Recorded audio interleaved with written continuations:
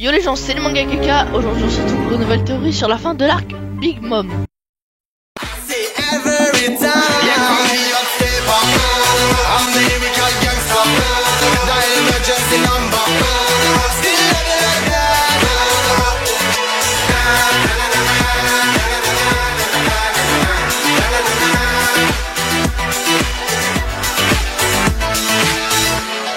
Tout d'abord, nous allons faire un résumé un peu détaillé de ce qui s'est passé. Luffy, Nami, Chopper, Brook, Pecoms et Pedro partent pour Whole Cake Island afin de récupérer Sanji. Ils seront rejoints par Carrot, mais perdront Pecoms une fois sur les territoires ennemis. Pecoms permet à Luffy d'arriver sur Whole Cake Island car il fait partie de l'équipage de Big Mom. C'est ici que nous voyons pour la première fois la prétendante de Sanji, Pudding. Pedro et Brook sont partis chercher une copie du Road Poneglyph de Mama. Le reste de l'équipage rentre dans les Soothing Woods, une forêt étrange où il se passe des choses mystérieuses. Au bout d'un certain temps, Reiju met des bracelets aux mains de Sanji. Ce sont ceux des dragons célestes qui explosent. Ainsi, Sanji ne pourra pas s'enfuir, sinon il n'aura plus de main pour cuisiner. Mais on apprend que Reiju, en fait, elle en a mis des faux, parce qu'elle est sympa, elle. Et elle est présentée d'ailleurs comme celle qui aide Sanji à s'enfuir. Un peu comme dans leur enfance, quand Sanji voulait s'enfuir de chez lui, quoi. Elle les a aidés. Mais même avec cela, Sanji ne pourra pas s'enfuir. Et ouais, parce que les Minsmoke, en fait, ils ont pris en otage les pirates du Baratie. Et bon, pour Sanji, s'il veut qu'il reste en vie, il faut pas qu'il s'enfuit. Luffy fait la rencontre de Cracker, l'un des 3 Sweets Commanders avec une prime de plus de 860 millions de berries. Il a un acquis de l'armement très puissant car Luffy constate que c'est la personne qui a le plus fort acquis de l'armement parmi ceux qu'il a affrontés. Il se bat en se mettant dans une sorte d'armure de biscuit très solide que Luffy ne parvient pas à casser dans son Gear Second. On apprend même que sur sa prime nous ne voyons que son armure et non lui. Après un combat de 11 heures, Nami électrocuta les biscuits de Cracker, ce qui a ramolli, permettant à Luffy de les manger et de faire une forme de gear énorme appelée le Gear Tank. Cracker se dit qu'il est gros et qu'il ne sera pas habile comme ça, donc il enfonce son épée dans son acquis de l'armement, mais comme on a vu à Dressrosa contre Doflamingo, il garde la capacité du caoutchouc, ce qui fait que Cracker s'enfonce dans Luffy et se fait éjecter en vol plané. Cette forme du gear s'appelle le Tank Man, ce qui fait sûrement référence à la puissance du tir du temps. Luffy rencontre Sanji et sa famille et lui dit de revenir. Mais Sanji ne peut pas dire pourquoi il ne peut pas revenir et décide donc d'attaquer Luffy pour prouver à sa famille qu'il ne les trahira pas, même si entre nous, je pense clairement qu'il va les trahir. Mais ce dernier ne résiste point et n'utilise même pas de fluide pour se défendre. À la fin de ce entre guillemets combat, Luffy dit à Sanji qu'il restera ici et mourra de faim s'il ne vient pas lui donner à manger. Il lui a juré de ne pas bouger et qu'il ne mangerait rien d'autre que sa nourriture.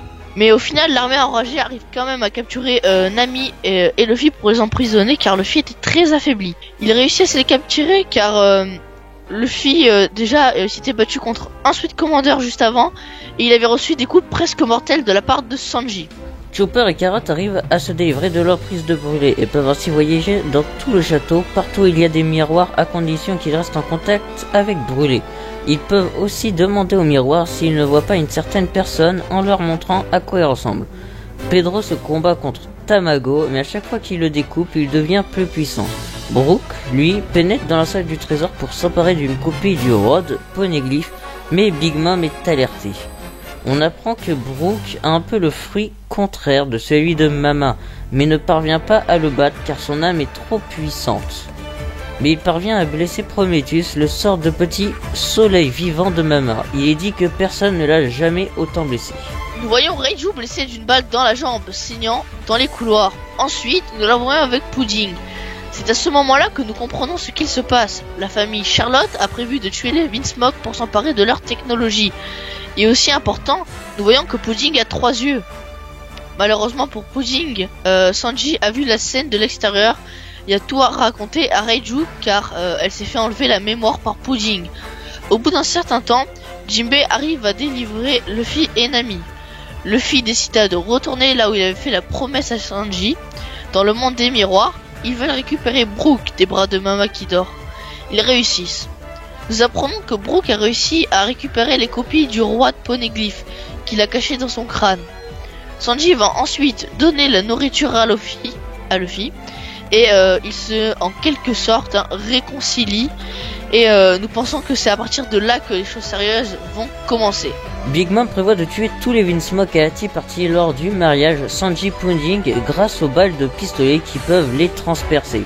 D'après le plan de Big Mom, lorsque Sanji relèvera le voile de Pudding, il sera surpris en voyant son troisième œil et il aura un temps d'arrêt. Et c'est à ce moment qu'elle lui tirera une balle entre les deux yeux. Les Vinsmoke seront désarmés et mourront des balles sans rien pouvoir faire. Bon, là on vous a fait un résumé assez détaillé de ce qu'il s'est passé. Bref, on va commencer notre théorie sur la fin de l'arc Whole Cake Island. Vous l'aurez compris, le plan de Big Mom ne va pas se passer comme prévu. Déjà, une des raisons, et c'est une des plus importantes, car c'est celle qui aurait dû démarrer le carnage, c'est que Sanji est au courant de tout. Il a vu l'œil de Pudding, donc il n'aura pas de temps d'arrêt comme elle l'avait prévu. Nous pensons que Pudding sera confiante, pensant qu'il sera surpris, commencera à sortir son fusil, mais grâce au acquis de l'armement, ne se fera pas tuer. Sanji aura averti sa famille, mais ne l'auront pas vraiment cru, quoi, parce que ils font pas trop confiance à Sanji. Mais c'est à ce moment qu'ils réaliseront qu'il ne leur avait pas menti.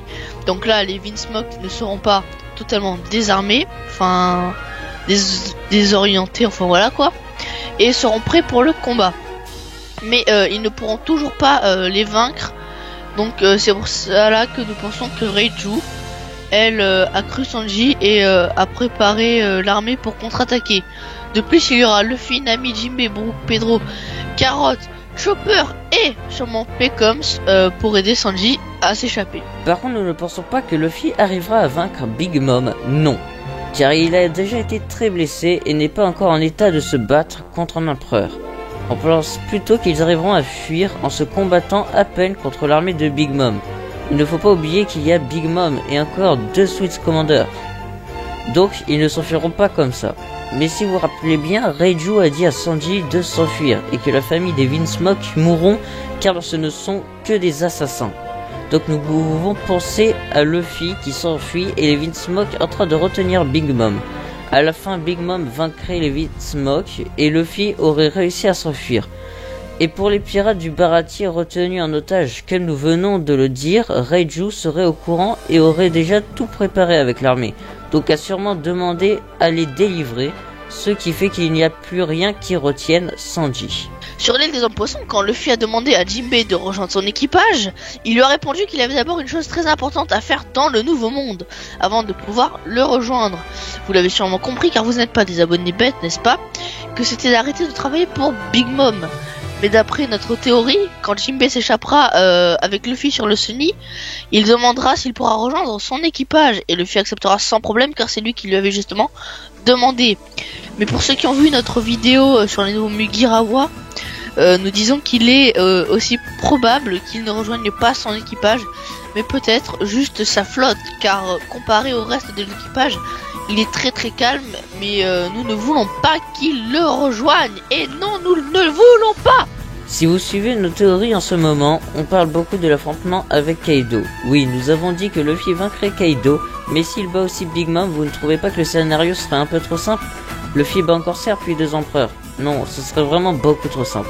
Mais il faut au moins qu'il batte un des empereurs, et pour nous c'est Kaido et non Big Mom. Les raisons pour lesquelles nous pensons cela est que dans l'état où il est, il ne peut pas encore se battre contre Big Mom, tandis qu'il aura le temps de se reposer avant de se battre contre Kaido. Il a déjà provoqué Kaido, il a tué Joker aka Doflamingo qui lui fournissait des smiles, tandis que Big Mom, elle, son but de base était juste de tuer les Vinsmoke pour avoir leur technologie. Et s'il lui fuit, Big Mom aura tué les Vinsmoke et aura récupéré leur technologie. Sur Zoro a bien dit qu'ils étaient déjà en conflit avec un empereur, qui est Kaido, à cause de la destruction de l'usine de Smile, et que cet idiot aux sourcils tournoyants les a impliqués dans une autre affaire. Il dit aussi qu'ils vont bientôt devoir l'affronter. Et Luffy a Kinemon et Momonosuke avec lui. Et Momonosuke est très recherché par Kaido, car il est l'héritier du clan Kuzuki de Wano Kuni. Wano Kuni, qui, on vous le rappelle, est sous l'emprise de l'empereur Kaido au Sanbei. Voilà les gens, cette vidéo théorie sur la fin de l'arc de Big Mom est maintenant terminée. J'espère qu'elle vous aura plu. Si c'est le cas, n'hésitez pas à partager la vidéo, à lâcher un commentaire et un pouce bleu. Salut mes petits samouraïs.